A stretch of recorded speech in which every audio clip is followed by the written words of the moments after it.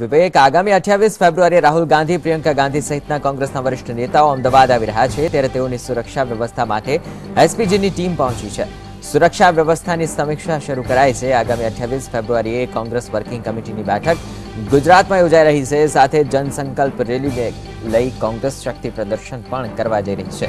ત્યારે જનસંકલ્પ રેલી સ્થળ અડાલજ ખાતે સ્થાનિક પોલીસ અને એસપીજીની ટીમ પહોંચી છે. સુરક્ષા સંબંધિત ઝીણવટભરી ચર્ચા થઈ રહી છે. કાર્યક્રમમાં સોનિયા ગાંધી, મનમોહન સિંહ, રાહુલ ગાંધી અને પ્રિયંકા ગાંધી સહિત 4થી વધુ એસપીજી પ્રોટોકોલવાળા નેતાઓ સામેલ થશે. ત્યારે એસપીજીની ટીમે સુરક્ષા વ્યવસ્થાની સમીક્ષા કરી. સંવાદદાતા કિશન જોડાયા છે. કિશન, જે રીતે અડાલજમાં કોંગ્રેસની રેલી છે, મોટા પાયે આયોજન થઈ રહ્યું છે અને ખાસ કરી એસપીજીની ટીમ સમીક્ષા માટે પહોંચી છે. હાલ ત્યાં કેવા દ્રશ્યો?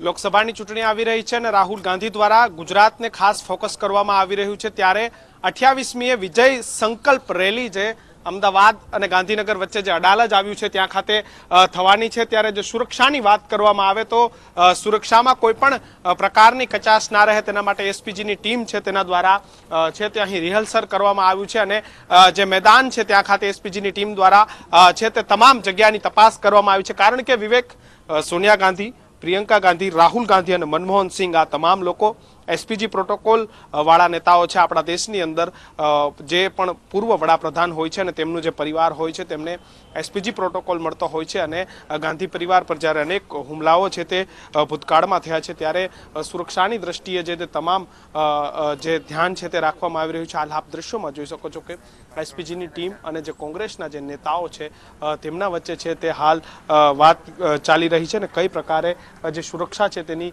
જે તમામ તપાસ છે તે ને લઈને ચર્ચા કરવામાં આવી છે. એસપીજી સહિત જે ગુજરાત પોલીસ, સ્થાનિક પોલીસ તેમજ જે કોંગ્રેસના જે તમામ નેતાઓ છે તેના દ્વારા જે પણ ઘટના સ્થળ પર કોણ લોકો હાજર હશે, કેટલી સંખ્યા હશે, કઈ પ્રકારનું આયોજન હશે, આ તમામ મુદ્દાઓને લઈ અને ઝીણવટપૂર્વક ચર્ચા કરવામાં આવી રહી છે. કોંગ્રેસના નેતાઓનો દાવો છે કે આ જગ્યા પર 3 લાખથી પણ વધારે લોકો છે તે એકઠા થવાના છે. ત્યારે સુરક્ષાની દ્રષ્ટિએ એસપીજી છે તે આજથી ગુજરાતમાં ધામા નાખ્યા છે અને જે સ્થળ છે તેના પરની જે તમામ તપાસ છે તે કરવામાં આવી રહી છે. અને પહેલી વખત પ્રિયંકા ગાંધી મહાસચિવ બન્યા બાદ પહેલી વખત તેઓ ગુજરાત આવી રહ્યા છે અને સોનિયા ગાંધી વિધાનસભાની ચૂંટણીમાં ગુજરાતમાં નહોતા આવ્યા, ત્યારે લોકસભાની ચૂંટણી આવી રહી છે ત્યારે સોનિયા ગાંધી પણ ગુજરાતમાં આવી રહ્યા છે. ત્યારે સુરક્ષાની દ્રષ્ટિએ અને કોઈ પણ પ્રકારનો અનિચ્છનીય બનાવ ન બને તેના માટે થઈ અને જે તમામ તૈયારીઓ છે તે કરી દેવામાં આવી છે. અને હાલ અડાલજ ખાતે કોંગ્રેસના દિગ્ગજ નેતાઓ અને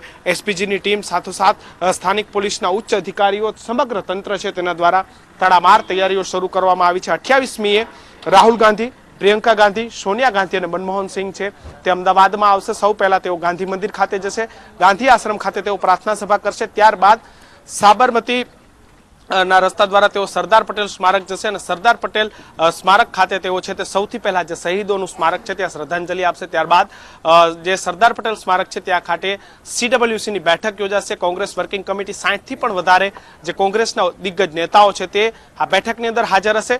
ત્યાં બેઠક બાદ તેઓ છે તે CWC બાદ અડાલજ ખાતે આવશે. ને અહીં જે વિજય જનસંકલ્પ રેલી છે કે જ્યાં ઉત્તર ગુજરાત, મધ્ય ગુજરાત, સૌરાષ્ટ્રમાંથી અનેક કોંગી કાર્યકર્તાઓ અને કોંગી સમર્થકો છે જે રાહુલ ગાંધીને સાંભળવા માટે અહીં આવશે. અને લોકસભાની ચૂંટણી આવી રહી છે ત્યારે ભાજપ હોય કે કોંગ્રેસ, તમામ લોકો ગુજરાતમાં છે તે રેલીઓ કરી રહ્યા છે, કાર્યક્રમો કરી રહ્યા છે અને વધુથી વધુ સીટો જીતવા માટે ભાજપ અને કોંગ્રેસ આમ બંને પક્ષોએ છે તે એડી ચોટીનું જોર લગાવ્યું છે.